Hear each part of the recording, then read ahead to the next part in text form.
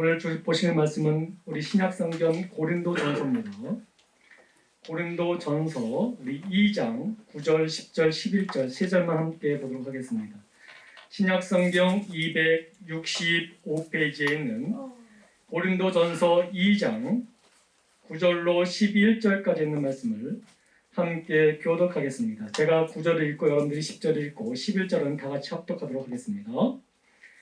기록된 바 하나님이 자기를 사랑하는 자들을 위하여 예비하신 모든 것은 눈으로 보지 못하고 귀로 듣지 못하고 사람의 마음으로 생각하지도 못하였다 함과 같으니라. 오직 하나님의 성령으로 모든 것을 우리에게 배우셨으니 성령은 모든 것 또 하나님의 깊은 것까지라도 하시니라. 함께 있습니다. 사람의 일을 사람의 속에 있는 영 외에 누가 알리고 이와 같이 하나님의 일도 하나님의 영 외에는 아무도 알지 못하느니라. 아멘. 잠시 기도합니다. 참 좋으신 아버지 하나님 감사합니다.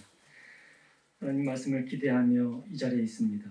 전하는 자의 입술과 듣는 자의 귀를 열어주셔서 오직 하나님의 말씀이 말씀되게 증거되게 하시고 그 말씀이 우리 심령 가운데 녹아들므로 말미암아 하나님의 사람으로 온전케 말씀으로 승리하는 삶을 살게 하여 주옵소서. 다시 한번 강절히 주 앞에 기도하오니 주여 말씀으로 임하신 하나님께서 우리를 지배하시고 우리를 다스리시고 우리를 인도하여 주옵소서. 감사드리며 예수님의 이름으로 간절히 기도드립니다. 아멘. 사랑하는 성도 여러분 감사합니다. 한 주간 평안하셨습니까? 여러분들 우리 사람은 무엇으로 구조로 이렇게 이루어졌을까요? 대부분 사람들이 육과 영혼으로 이렇게 되어 있다라고 생각하고 있습니다. 근데 여러분 데살로니가전서 5장 23절을 보게 되면 사람은 이렇게 구조가 되어 있다라고 우리가 말하고 있는데 한번 볼까요? 한번 보겠습니다. 평강의 하나님이 친히 너희를 온전히 거룩하게 하시고 또 너희의 온 영과 혼과 몸이 우리 주 예수 그리스도께서 강림하실 때 흠 없게 할 보존하기를 원하노라 라고 말하고 있습니다. 여기서 보면 우리는 영과 육으로만 된 것이 아니라 그 안에 뭐가 있습니까? 혼이 있다라고 우리에게 말씀하는 것을 볼 수가 있습니다. 영을 우리 헬라어로 말하면 푸뉴마라고 말합니다. 혼은 후시케라고 말하기도 하고요. 육은 사락스라고 말하기도 하는데요. 그런데 우리가 육에 대한 것을 뭐라고 하면 우리는 오감을 느낀다고 말하지 않습니까? 이게 육적인 감각을 말하고 있는 것입니다. 냄새 맡는 것, 보는 것, 만지는 것, 이 모든 것들을 다 우리가 육에 속했다고 말합니다. 그러면 혼은 뭐에 관한 것입니까? 혼은 우리의 의식을 말하는 것입니다. 우리의 생각과 우리의 마음 이런 것들을 말하는 것을 말하고 있습니다. 내가 내 의지적으로 뭘 한다. 그것은 혼에 관련된 것입니다. 우리의 넋이 있고 꼬라는 말이 있지 않습니까? 넋. 옛날 사람들 그 넋이라는 말 썼는데 이것이 바로 혼에 관련된 말이었습니다. 그래서 다시 말씀드리면 우리의 마음의 모든 것들이 다 혼과 관련되어 있다고 말씀드릴 수가 있는 것입니다. 근데 여러분 이 혼을 가지고 우리는 무슨 말을 생각하고 무슨 것을 행하든지 간에 다 이 혼과 연결되어 있는데 여러분 이 혼이 우리를 지배하게 되게 되면 우리 안에 영이 수축되어 가지고 활동을 잘 못하게 되는 것이죠. 그래서 여러분 이 육체와 이 영의 세계를 연결해주는 부분이 바로 이 혼이 하는 일이라고 말씀드릴 수가 있습니다. 근데 여러분 우리가 생각해 보십시오. 우리가 혼으로 예수님을 나의 주라고 고백할 수 있을까요? 여러분 이것은 당연히 안 됩니다. 없습니다라는 것입니다. 여러분들 우리 고린도전서 12장 2절 말씀 한번 볼까요? 한번 보겠습니다. 그러므로 내가 너희에게 알리노니 하나님의 영으로 말하는 자는 누구든지 예수를 저주할 자라 하지 아니하고 또 성령으로 아니하고는 누구든지 예수를 주시라 할 수 없느니라. 그러니까 여러분 내 생각과 내 의지와 내 마음으로는 주님을 주라고 고백할 수 없다라는 것입니다. 자, 이 말씀을 보십니다. 우리가 주라고 부를 수 있는 고백할 수 있는 것은 뭘로 할 수 있다고요? 성령으로 할 수 있다는 거예요. 영으로 할 수 있다는 것입니다. 그래서 여러분 우리는 지금 고백하고 있지 않습니까? 그러면 우리 안에 뭐가 있다는 거예요? 성령이 우리를 지배하고 있다는 거예요. 근데 여러분 혼이 우리를 지배한다는 거예요. 다시 말씀드리면 나의 생각과 나의 행동과 나의 모든 것이 나를 지배하게 되면 그 사람은 예수의 복음을 아무리 들어도 어떻게 했다는 거죠? 예수를 주라 고백할 수 없다는 거예요. 그러니까 여러분 우리가 육과 혼으로는 하나님을 바르게 고백할 수 없다는 것입니다. 그렇다면 여러분 그렇게 고백할 수 있는 그 능력이 어디서 나옵니까? 영으로 나오는데 그 영이 바로 예수의 영으로만 가능하다는 것이죠. 그래서 여러분, 우리 안에 하나님의 영이신 성령께서 우리 안에 계시지 아니하시면 우리는 예수를 뭐라고 말씀할 수 있다고요? 그분은 나의 주라고 고백할 수 없다라는 것입니다. 근데 여기 계신 여러분들은 예수를 그리스도라고 고백하고 계십니까? 아멘. 그럼 여러분 안에 뭐가 계시다는 것을 여러분 인정하는 것이죠? 성령이 되는 걸 인정하고 계시는 거예요. 여러분, 우리가 아무리 예수를 믿는다, 하나님을 믿는다라고 말하지만 변하지 않는 이유가 무엇입니까? 혼이 나를 지배하기 때문에 그런 거예요. 내 생각대로, 내 마음대로. 근데 여러분, 성령이 나를 지배하게 되면 내 삶이 바뀌어지게 돼요. 왜냐하면 그 영이 나를 지배하기 때문에 그런 것입니다. 자, 오늘 말씀을 한번 볼까요? 하나님의 영이 우리 안에 영에게 영향을 미치고 그 영이 또 우리 혼을에게 감동을 줘야지만 우리는 예수를 구주라 고백할 수 있는 것입니다. 성령이 없으면, 영이 아니면 예수님을 우리가 주라 고백할 수 없습니다. 그리고 믿을 수도 없는 거예요. 그래서 오늘 본문 9절 말씀은 우리에게 이렇게 말하고 있지 않습니까? 기록된 바 하나님이 자기를 사랑하는 자들을 위하여 예비하신 모든 것은 눈으로 보지 못하고 귀로 듣지 못하고 사람의 마음으로 생각하지도 못하였다 함과 같으니라. 다시 한번 이 부분은 뭐라고 말씀드릴 수 있냐면, 눈으로 보지 못하고 귀로 듣지 못한다는 말은 육적인 감각을 말하는 것입니다.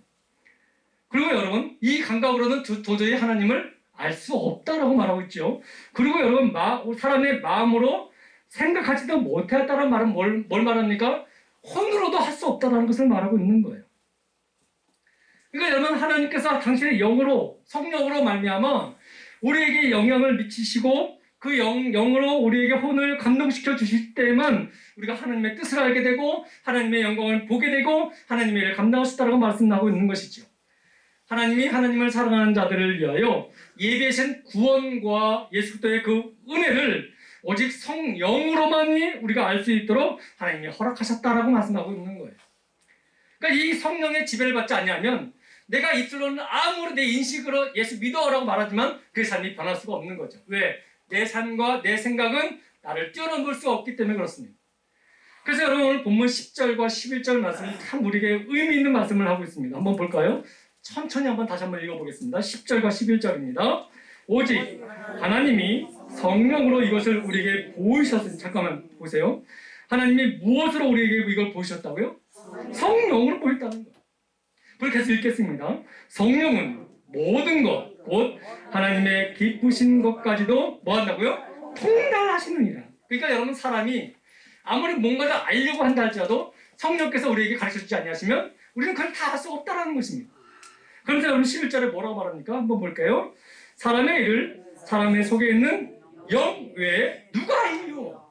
그러면서 이와 같이 하나님의 일도 하나님의 영 외에는 아무도 알지 못하느니라. 그러니까 여러분, 우리가 하나님의 일을 감당할 때 내 마음에 이건 아닌데 라고 생각하는 것은 다 뭐예요? 육의 생각이고 혼의 생각이라는 거예요. 영의 지배를 받지 아니하니까 하기는 해야겠는데 라는 인식은 있는데 하지 않는 거예요. 근데 여러분, 내가 비록 이것을 하지 못하지만 그래도 해야 되라는 마음은 무슨 마음이에요? 영이 나를 지배하는 마음이에요. 그러니까 여러분, 우리가 잘 생각해야 돼요. 내가 혼의 지배를 받고 신앙생활을 하고 있는지 영의 지배를 받고 신앙생활을 하는 일은 완전히 달라진다는 것입니다. 자, 다시 한번 말씀드리면 혼의 지배를 받고 신앙생활하는 사람들은 자기 생각과 자기 뜻대로 하는 거예요. 내 생각이 맞지 않으면 예배 아닙니다. 하나님 말씀도 아닙니다. 그래서 내 뜻대로 행하는 거예요. 그러니까 내가 우선이 되는 거죠. 근데 영의 지배를 받게 되면 내 뜻과 내 상관없이 주님의 뜻대로 하옵소서라고 되는 것이죠. 그렇기 때문에 여러분, 이 부분은 굉장히 중요한 부분입니다. 그러면서 여러분, 이 부분이 이 성경이 우리에게 가르치는 진리라면 지금 나의 상태를 한번 점검해 볼 필요가 있는 거예요. 나는 내 생각이 우선시되고 내가 예배를 드렸는 걸 알면서도 내 생각 속에서 오늘은 빠져야지라고 생각이 든다면, 그래서 그대로 행했다면 나는 지금 영의 지배를 받는 사람입니까? 혼의 지배를 받는 사람입니까? 그렇죠, 여러분. 그것입니다. 근데 여러분, 혼이 나를 지배하게 되면 내가 예수를 주라고 고백할 수 없게 되는 거예요. 입으로는 고백한다 할지라도 그 삶이 변화되지가 않습니다. 근데 여러분, 비록 내가 부족하다 할지라도, 내가 연약하다 할지라도, 이건 도저히 이해가 안 된다 할지라도 그것이 믿어지게 되고 그것을 고백하게 되면 지금 나는 누구의 지배를 받고 있습니까? 영의 지배를 받고 있는 거예요. 이것을 지금 우리 오늘 지금 말씀하고 있는 것입니다. 그래서 여러분, 신앙생활 하면서 내 생각이 많아지고 내 마음이 더 깊어지고 내 판단이 더 강해진다 하면 지금 이 사람은 누구의 지배를 받는 거예요? 혼의 지배를 받고 있는 거예요. 비록 교회에 같이 있고 신앙생활을 같이 하고 있는 것이 보이지만, 하나님을 믿는 것이 보이지만 혼의 지배를 받기 때문에 자기의 생각을 버리지 아니하고 자기의 마음을 굳게 만들고 자기 경험을 앞세워 나가는 사람들인 것입니다. 그래서 여러분, 교회를 아무리 열심히 다하고 수십 년을 다해도 그 삶이 바뀌어지지 않는 이유가 무엇이냐면 혼의 지배를 받기 때문에 그런 거예요. 자, 반면에 영의 지배를 받는 사람은 어떤 사람입니까? 나는 죽고 하나님의 영이 주인 되심을 나타내며 삶을 바꾸는 것, 그것이 바로 혼의 영의 지배를 받는다고 말씀드릴 수가 있습니다. 그래서 여러분 바울 사도가 고린도전서 15장 31절에 뭐라고 말합니까? 나는 날마다 죽는다라고 말하는 것이죠. 여러분, 날마다 죽는다는 이 말은 무슨 말이냐면 나의 생각과 나의 혼과 나의 육신을 영에게 내던진다는 뜻이에요. 다시 말씀드리면 지금까지는 내가 내 생각과 내 마음대로 어떤 기준을 잡고 거기에 목적을 두고 살았는데, 이제는 내가 이것을 다 내려놓고 당신의 능력으로 내가 모든 것을 살기를 원합니다라는 뜻과 마찬가지라는 것입니다. 그리스도 예수 안에서 나는 날마다 죽는다 라는 말씀은 무슨 말씀입니까? 나는 이제 예수의 영으로 내가 지배를 당하겠다는 것을 말씀하고 있는 것이죠. 그래서 여러분, 로마서 8장 5절 6절 말씀이 굉장히 의미 있는 말씀이에요. 이 말씀 여러분은 깊이 새기면서 오늘 말씀을 계속 들으셔야 됩니다. 로마서 8장 5절 6절만 보겠습니다. 한 절씩 천천히 한번 읽겠습니다. 육신을 따르는 자는 육신의 일을, 영을 따르는 자는 영의 일을 생각하나니 육신의 생각은 뭐요? 사망이요, 영의 생각은 생명과 평안이라 라고 말씀하고 있습니다. 아멘. 여기서 말하는 육신의 생각은 육신과 혼의 생각, 그러니까 내가 중심적인 자연적으로 생기는 그 믿음을 말하는 거예요. 근데 여러분, 영의 생각은 뭘까요? 초자연적인 것을 말하고 있는 것이죠. 그렇기 때문에 다시 한번 강조합니다. 우리 안에 예수님이 믿어지고 예수님을 진심으로 주님이라고 부를 수 있게 하는 것은 내 육신과 내 혼이 아니라, 내 생각이 아니라 하나님의 영이신 그 영이 나를 지배함으로 내가 그렇게 고백할 수 있게 됐다라고 말씀하고 있는 거예요. 여러분, 따라합시다. 하나님의 영 안에는 하나님의 모든 비밀과 모든 능력이 다 들어있다. 아멘. 그러니까 여러분, 우리가 이 땅에 살면서 지혜롭고 승리의 삶을 살기 원한다면 하나님의 영의 지배를 받고 살아가는 것을 말씀을 드리고 있는 거예요. 여러분, 하나님의 영이 없는 사람은, 즉 혼과 육으로만 사는 사람은 하나님의 말씀을 아무리 들어도 깨닫지 못하는 것입니다. 그래서 여러분, 우리가 말씀을 볼 때에도 하나님, 이 말씀을 깨닫는 지혜를 달라고 하는 그 기도가 왜 필요하냐면, 하나님, 이 말씀은 하나님의 말씀이기 때문에 육으로는 도저히 이것을 다 이해할 수가 없는 거예요. 여러분, 태초에 하나님이 천지를 창조하십니다. 이 말이 이해가 됩니까? 이게 믿어집니까? 여러분, 물고기 2마리와 떡 5개로 5,000명을, 남자만 5,000명을 먹였다는 게 이게 이해가 상식적으로 됩니까? 근데 우리는 믿어진다는 거예요. 왜 믿어지죠? 하나님의 영이 나를 믿게 만드시기 때문에 그런 거예요. 사랑하는 성도 여러분, 그렇기 때문에 여러분, 우리가 하나님의 영이 나를 지배하게 만든다면 나는 이 땅의 모든 것을 능히 감당할 수 있는 승리의 삶을 살 수 있다는 것을 말씀하고 있는 것입니다. 그렇기 때문에 여러분, 우리가 신앙생활을 하면서 자꾸 내 생각이 나를 하나님의 생각보다 앞질려고 하려고 하고, 말씀보다 내 생각이 너무 자꾸 나를 더 끌려간다고 할 때는 우리는 어떻게 이겨야 되냐면, 하나님이여, 하나님의 영으로 나를 다스려달라고 기도해야 되는 것이에요. 왜냐하면 나는 내 혼과 내 육은 항상 세상에 끌려갈 수밖에 없고 내 생각을 뛰어넘지 못하는 것들이 많았기 때문에 그렇습니다. 그래서 여러분, 하나님께서는 성령을 우리에게 주신 이유가 바로 그것입니다. 그 성령을 우리가 믿고 나갈 때에 우리는 이 세상을 이겨나갈 수 있게 되는 것이죠.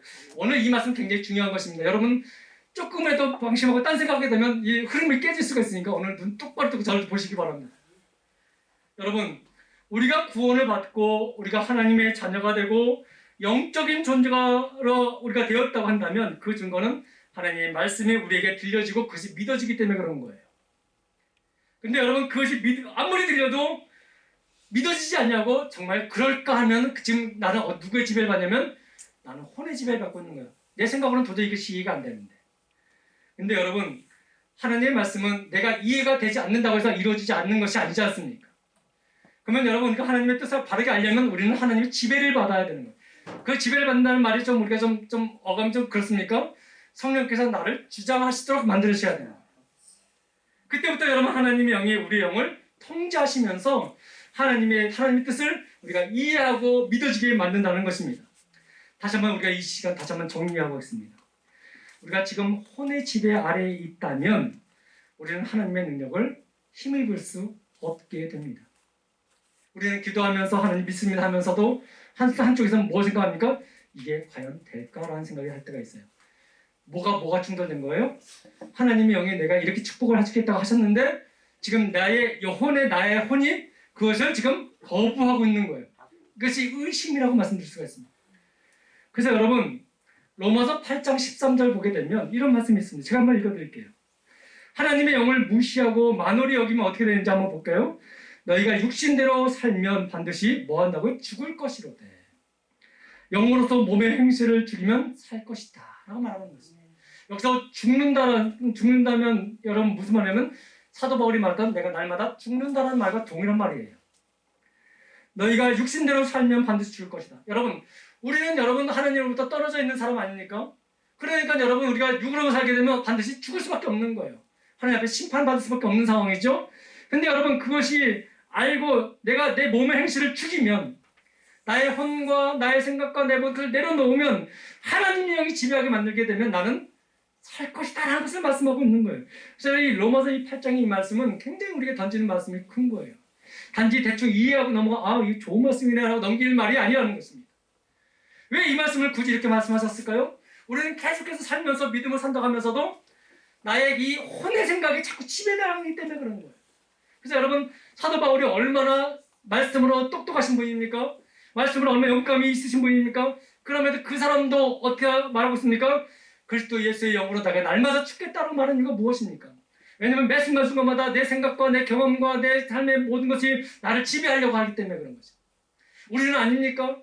일주일 동안 한 주간 살면서 여러분 얼마나 많은 생각이 여러분을 지배했습니까? 여러분 그 지배된 대로 살 때가 얼마나 많이 있었습니까? 여러분 그것이 바로 우리의 산시라는 것입니다. 그래서 여러분 사도 바울과 하나님은 계속해서 우리에게 영으로 충만케 하길 원하셨고 또 사도 바울은 그 영이 나를 지배할 수 있도록 날마다 나는 죽겠다라고 고백하는 것이 바로 그것이었습니다. 그렇다면 그분들이 나보다 믿음의 성장이 높으신 분이고 그분들이 나를 이끄셔야 될 영적인 지도자라고 생각한다면 그러면 우리도 그와 같이 그렇게 고백할 수밖에 없는 삶을 살아야 한다는 것을 말씀을 드리는 것입니다. 그렇기 때문에 여러분 우리는 무엇이 가장 중요하냐면 하나님이 나를 지배할 수 있도록 나는 하나님 앞에 날마다 믿음으로 나아가야 된다는 것을 말씀하고 있는 거예요. 그래서 우리에겐 참 믿음이 굉장히 중요한 것입니다. 근데 여러분 이 믿음이 크게 두 가지로 우리가 분류될 수 있는데 자연적인 믿음과 초자연적인 믿음이 있어요. 여러분 이것을 어떻게 구별할 수 있냐면 자연적인 믿음은 이것입니다. 내 부모님이 누구누구시다 라는 것은 자연적으로 믿어지는 거 아닙니까? 이것이 자연적인 믿음. 예를 들면 그렇습니다. 근데 초자연적인 믿음은 무엇이냐면 내가 이해할 수는 없지만 내가 이것을 도저히 내가 생각할 수는 없지만 어떤 영향력을 해서 내가 믿어지게 만드는 것이 초자연적인 거예요. 자 이제 성경을 좀 풀어 말씀드리겠습니다. 자 한번 보십시오. 어떻게 할 수 있냐면 성경을 보게 되면 여러분 우리 기독교 핵심이 무엇입니까? 십자가의 사건 아니겠습니까? 이 십자가 사건을 내가 안다고 해서 내 신앙생활, 내 삶이 바뀌어지는가요? 아니죠. 실제로 내가 하나님의 자녀 살기 원한다면 그 십자가의 사건을 내가 믿으면서 그때 내가 삶이 변화되는 것이 아니라 그 믿음으로 말미암아 성령께서 나를 지배하실 때 내 삶이 바뀌게 되는 거예요. 여러분 세상 사람들을 보십시오. 기독교라고 하면 십자가를 떠올립니다.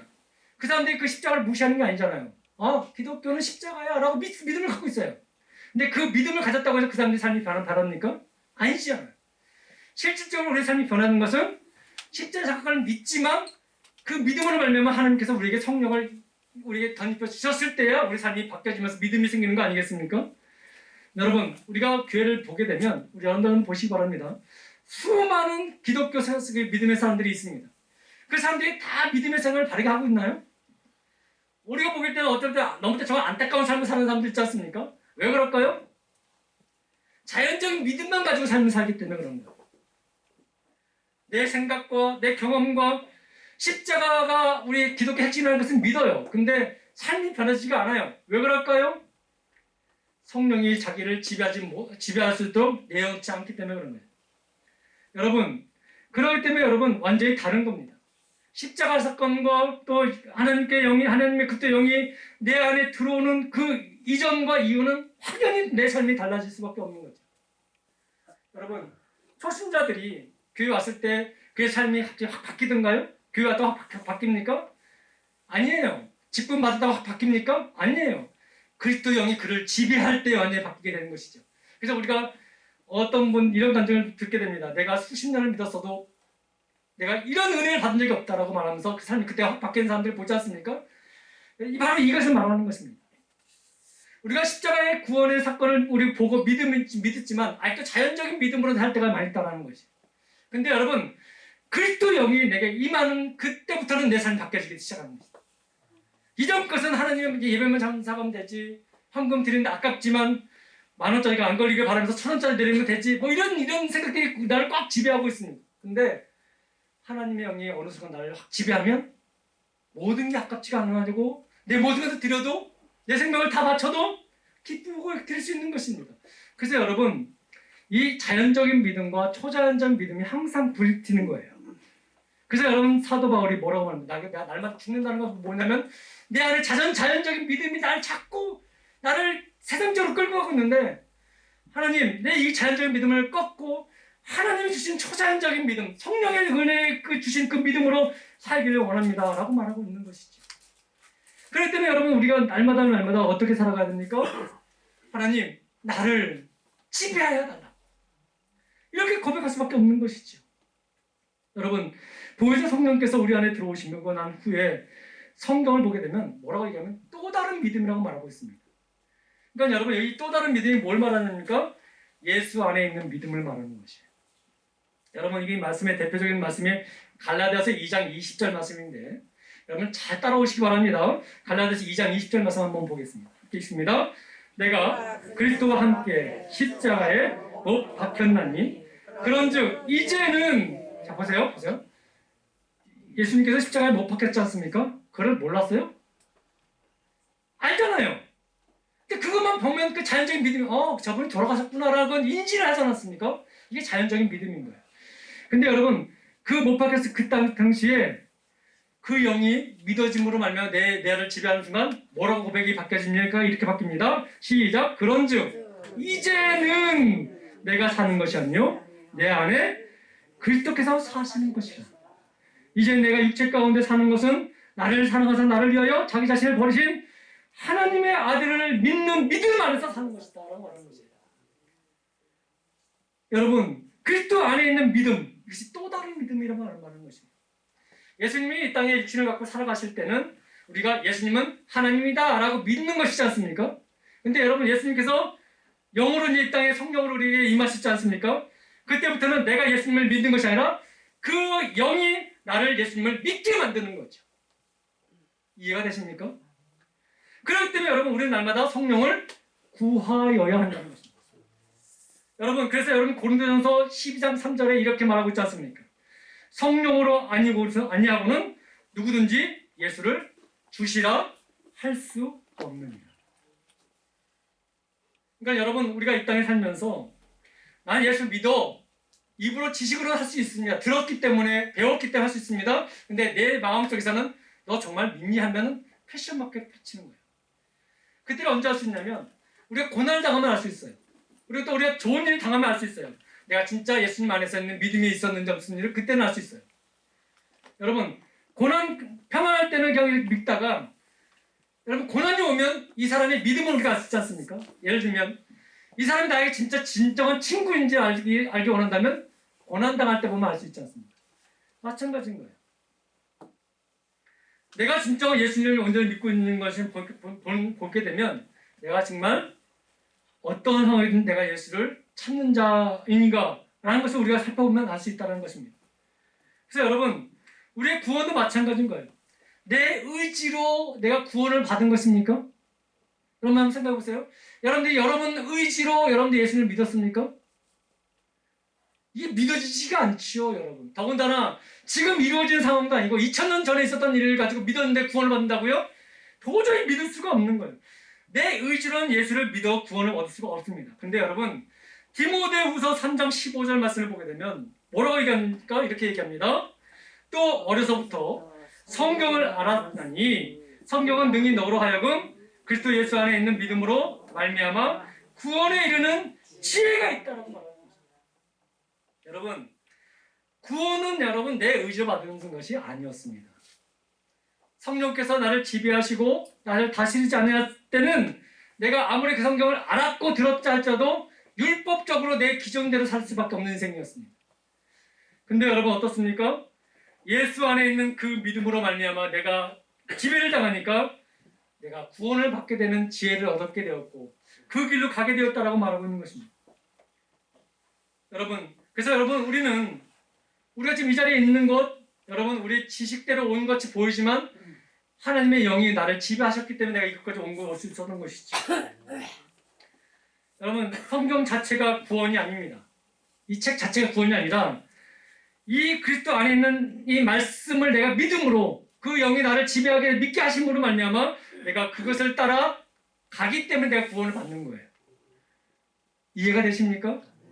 이건 분명히 여러분 잘 이해를 하셔야 되는 부분이에요. 나는 내가 믿음으로 말미암아 구원을 받았어 라고 말하는 것은 사실 이게 옳은 고백은 아니에요. 내가 내 의지로는 여러분 절대로 예수를 주라고 고백할 수가 없어요, 여러분. 근데 영이 나를 지배하십니까? 그 영으로 말미암아 내가 믿어지게 만든다는 거예요. 근데 그 믿음대로 내가 따라가니까 내가 구원을 받게 된 것이죠. 그래서 여러분 구원은 선물인 거예요. 내 의지로 얻었다면 이건 선물이 아니죠. 대가지요. 근데 여러분 내가 자랑할 수 없게 이것은 받은 선물이라고 한다면 내 의지로는 그것을 얻을 수 없지만 하나님께서 은혜로 나를 성령으로 지배하셔서 그걸로 그 구원을 얻을 수 있도록 나를 이끌으셨기 때문에 이것은 선물이 되는 것이죠. 그렇기 때문에 여러분 우리가 날마다 주의 은혜로 살기 원하는 마음으로 성령을 구해야 될 이유가 여기 있는 것입니다. 그래서 여러분 오늘 제목이 뭐죠?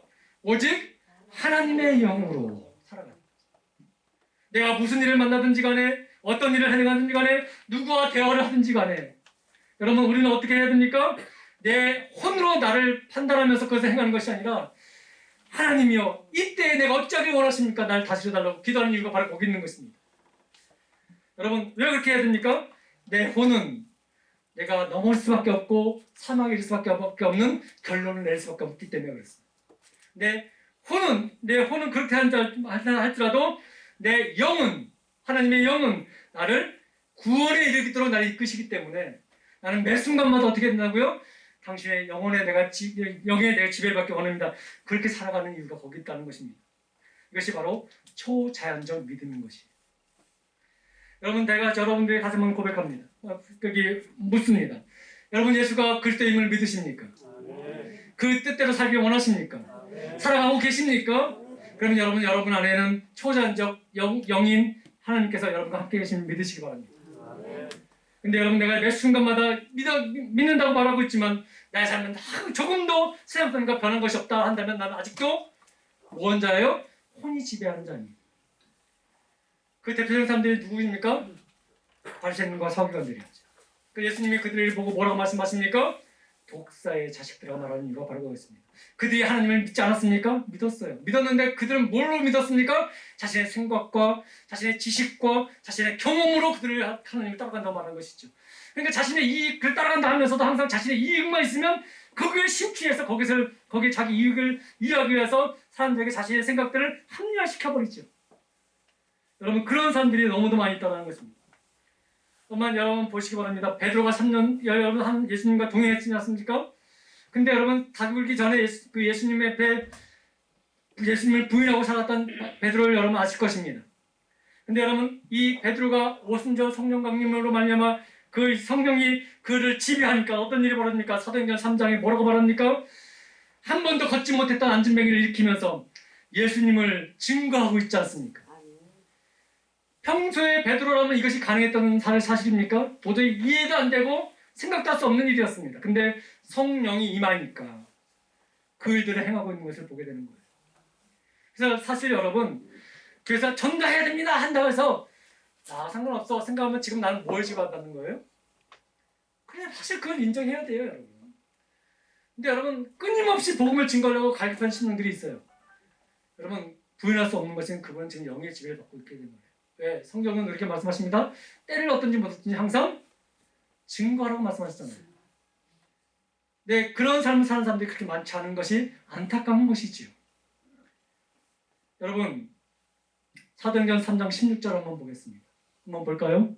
한번 보겠습니다. 그 이름을 믿음으로 그 이름이 너희가 보고 아는 이 사람을 성하게 하였나니 예수로 말미암아 난 믿음이 너희 모든 사람 앞에서 이같이 완전케 낫게 하느라. 베드로가 지금 얘기하는 거예요. 뭐라고 얘기했냐면 베드로가 지금 안진뱅이를 일으켰지 않습니까? 사람들이 이야 이 베드로가 정말 대단하다라고 이제 자기 혼으로 생각하는 거예요.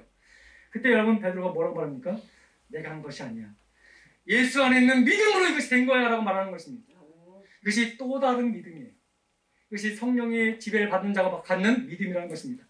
그래서 이 믿음을 다른 말로 말하면 하나님의 믿음이라고 말씀드렸습니다. 여러분 그래서 여러분 우리 예수님께 관련된 믿음을 이렇게 쭉 보게 되면 그리스도 예수 안에 있는 믿음 이런 얘기 수없이 나와요. 신약을 쭉 보게 되면 그 말이 뭐냐면 내 안에는 자연적인 믿음도 있지만 하나님으로부터 영이 아닌 다른 영으로만 받을 수 있는 믿음이 있다는 것을 우리가 강조하고 있는 거예요. 그래서 기적을 요하고 어떤 능력을 요하지만 그 능력과 기적들은 그리스도 안에 있는 영의 믿음으로만 행할 수 있는 것이지 내 자연적인 믿음을 할 수 있는 것이 아니라는 것을 말하고 있는 것이죠. 그래서 여러분 베드로가 지금 이것을 말하는 것입니다. 네가 볼 때는 내가 한 것이 보이지만 내가 한 것이 아니라 내 안에 있는 예수 그리스도의 믿음의 영이 나를 통해서 이것을 행한 것이라고 말씀하고 있는 것이죠. 이것이 여러분 초자연적인 믿음을 갖고 있는 사람과 자연적인 믿음을 갖고 사는 사람과 이렇게 구분될 수 있다는 것입니다. 근데 문제는 이것이 항상 충돌된다는 거예요. 자연적인 믿음과 초자연적인 믿음이 상당히 충돌되는 것입니다. 그래서 여러분 하나님의 말씀을 믿고 그 말씀을 믿음을 가지고 살아가려고 할 때 그때 내 안에 있었던 자연적인 믿음이 그것을 충돌시킵니다. 시각과 후각과 청각과 미각과 촉각을 총동원해가지고 그 자연적인 믿음이 초자연적인 믿음으로 생활하려고 하는 나를 막아 세우기 시작하는 거예요. 그래서 되겠어? 경험해보니까 안 되잖아. 여러분 그렇게 자꾸 나를 충돌시키는 거예요. 어느 때는 하나님의 말씀이 100% 믿어지길 때가 있습니다. 근데 여러분 어느 때 그 몇 번 믿음을 가지고 나가려고 하는데 어느 순간 갑자기 의심이 생기기 시작합니다. 이 말씀대로 하면 될까 정말? 지금 여러분 초자연적인 믿음을 가지고 나가려고 했는데 정말 될까? 이 말은 뭐죠? 나의 경험, 내 자연적인 믿음이 나를 가로막기 시작하는 거예요. 이것이 늘 우리 안에 충돌이 일으키는 거예요. 그래서 여러분 사도 바울이 뭐라고 말합니까? 내가 날마다 죽겠다는 이유가 바로 그것입니다. 내 생각에 아무리 하나님의 그것이 이제 믿어지지 않는다 할지라도 내가 죽고 당신이 행하는 모든 것이 믿어지도록 내가 모두 맡기겠다고 말하는 고백이 바로 그런 믿음의 고백이었다고 말씀할 수 있는 것입니다. 여러분 그래서 여러분 의미 있는 말씀을 야고보서 1장 6절에서 이렇게 말씀하고 있는데 6절, 7절, 8절 말씀 한번 보겠습니다. 오늘 말씀을 좀 많이 보지요? 그 이유가 다 있습니다. 이걸 봐야지만 이해가 되기 때문에 그렇습니다. 한번 읽겠습니다. 함께 있습니다. 오직 믿음으로 구하고 조금도 의심하지 말라. 의심하는 자는 마치 바람에 빌려 요동하는 바다 물결 같으니 이런 사람은 무엇인지 주께 얻기를 생각하지 말라. 두 마음을 품은 모든 일에 정함이 없는 자로다. 여기서 말하는 두 마음이 뭘까요? 자연적인 믿음과 초자연적인 믿음이 내 안에 계속 충돌하는 것을 말하고 있는 거예요.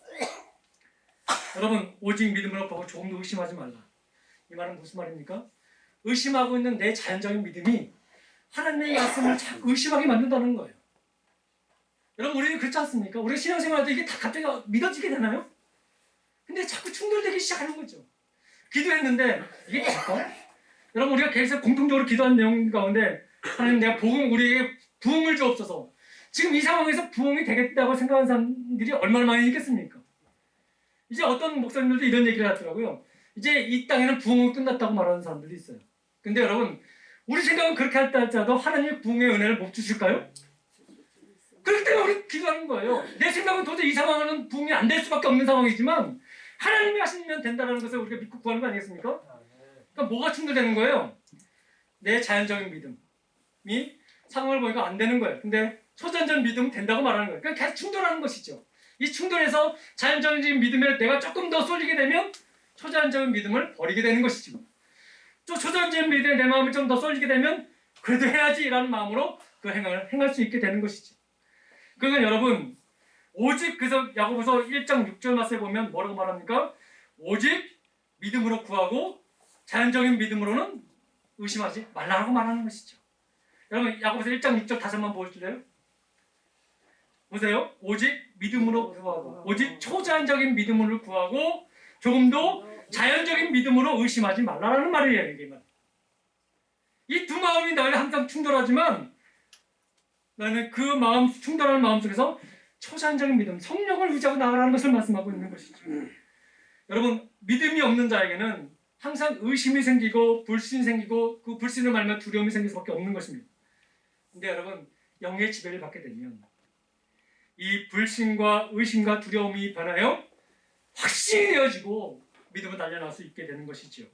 근데 그 초자연적인 믿음을 얻기 위해서 어떻게 해야 됩니까? 내가 노력하면 되나요? 내가 착한 일을 더 많이 하면 됩니까? 말씀을 더 많이 보면 됩니까? 내가 하나님께 더 순종하면 됩니까? 그것이 아니라 예수 안에 거해야 된다는 거예요. 그를 거할 때 예수 안에 있는 그 안에 있는 그 믿음이 나를 지배함으로 말미암아 그것을 행하도록 한다는 것이죠. 그러니까 여러분 우리는 항상 무엇을 바라봐야 됩니까? 하나님의 뜻이 무엇인지 분별할 수 있도록 구하면서 말씀을 보면서 이 말씀이 나에게 어떤 은혜를 나에게 주십니까? 라고 묻고 살아가야 된다는 것이죠. 말씀을 본다는 것은 바로 그것입니다. 성경 맺고 계속 보라는 것을 말씀을 이해하면 안 되고요. 이 말씀을 보면서 하나님이 이 말씀을 이 시대에 왜 나에게 이 말씀을 보게 하십니까? 라고 계속 묻는 걸 말씀드리는 거예요. 그러면서 말씀을 봐야 이 말씀이 나에게 삶에 영향을 미치는 삶이지 창세기부터 요한계시록까지 그냥 몇 번 그냥 의미 없이 보게 되는 것은 나는 큰 의미가 없다는 것을 말씀을 드리는 거죠. 여러분 입으로 믿는다고 외치지만 마음 한 부분에서는 못 믿겠다는 부분이 우리가 얼마나 많이 있습니까? 목사님 저에게도 그렇습니다. 이 일은 하나님께서 한테 이루실 거야 라고 믿음으로 고백하지만 어느 한순간에 내 그 상황이 자꾸 지배가 되게 되면 이 일이 과연 진행될 수 있을까? 라는 의심이 나에게 생길 때가 있습니다. 목사님 저도 그렇습니다. 근데 여러분 그럴 때 우리는 이렇게 말해야 됩니다. 성령이여 나를 다스려 주시고 나를 지배해 달라고. 그러면 반드시 이룰 줄 믿습니다. 라고 이렇게 말하는 것이죠. 그래서 우리가 해야 될 일은 이것입니다. 우리가 구한 대로 받은 줄로 믿어야 되는 것입니다. 그것은 다시 말씀드리면 이루어지지 않았지만 받은 것처럼 생각하며 상상하며 나아가라는 것입니다. 여러분 그 말씀이 무슨 말입니까? 마가복음 11장 24절이 바로 그 말씀 아닙니까? 무엇이든지 기도하고 구하는 것은 받은 줄로 믿으라고 말씀하신 것이 바로 그것입니다. 여러분 내가 터무니없는 내가 지금 죽을 병이 걸렸는데 내가 기도한다고 나을까? 이런 생각이 많이 들지 않습니까? 근데 그것이 말고 받은 줄로 믿으라고 말씀하십니다. 상상을 해보라는 거예요. 아 나는 이렇게 하나님께 구할 수 있는 게 나왔어.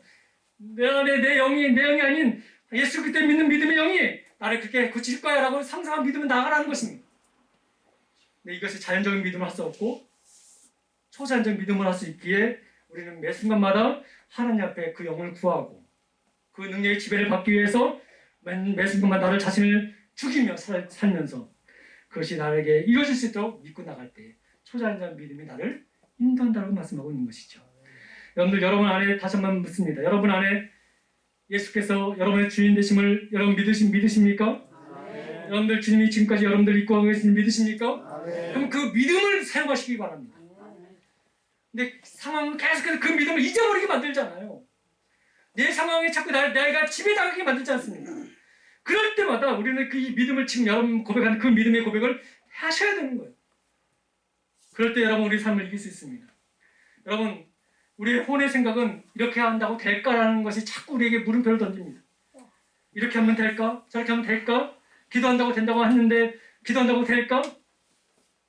여러분 예레미야 33장 2절 3절을 마지막으로 읽고 말씀을 마치겠습니다. 예레미야 33장 2절 3절입니다. 함께 읽습니다. 이를 행하시는 여호와 그것을 만들어 성취하시는 여호와 그의 이름을 여호와라 하는 이가 이같이 이르시는 뭐라고요? 너는 내게 부르짖으라. 내가 내게 응답하겠고 내가 알지 못하는 크고 은밀한 일을 내게 보이리라. 너는 기도하면 의심하지 말고 그것이 이루어진 줄 상상하고 기다리라는 말씀. 지금 네 눈에 보이지 않지만 네 자연적인 믿음으로 네 생각과 경험과 호도는 도저히 이해가 안 되지만 내가 그렇게 할 거다. 믿음으로 우리에게 좀 선포하고 나가라는 것을 말씀하고 있습니다.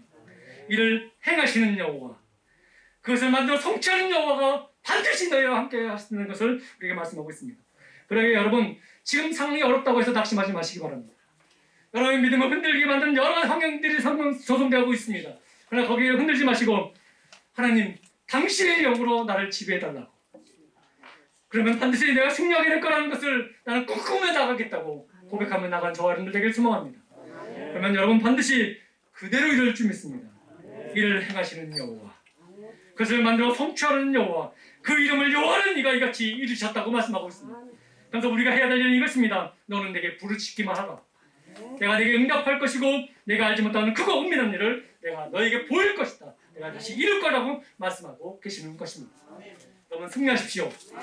자연적인 믿음에 여러분의 혼에 이끌리는 삶이 아니라 주님의 은혜 가운데 성령으로 이끌림 받는 삶을 살아가는 저와 여러분들 다 되길 간절히 소망합니다. 기도하겠습니다. 참 좋으신 아버지 하나님 감사합니다. 모든 것이 하나님의 은혜임을 다시 한번 고백합니다. 날마다 내 생각과 내 자아가 하나님께 나아가려고 하는 모든 것들을 막을 때가 있습니다. 하나님, 그러할 때에 오늘 주신 말씀을 기억함으로 말미암아 다시 한번 하나님의 영이 나를 지배할 수 있도록 내가 모든 것을 내려놓게 하시고 하나님 앞에 모든 것을 구하고 나가는 그런 인생이 되게 하여 주옵소서. 내 삶을 지배하여 주옵소서. 우리 성도들의 삶을 지배하여 주옵소서. 이 공동체를 지켜 주옵소서. 당신의 뜻대로 우리를 이끄시옵시고 하나님의 영광을 나타내 주옵소서. 우리가 여기 있사오니 주여 주의 뜻대로 우리를 사용하여 주옵소서. 감사드리며 예수님의 이름으로 간절히 기도드립니다. 아멘.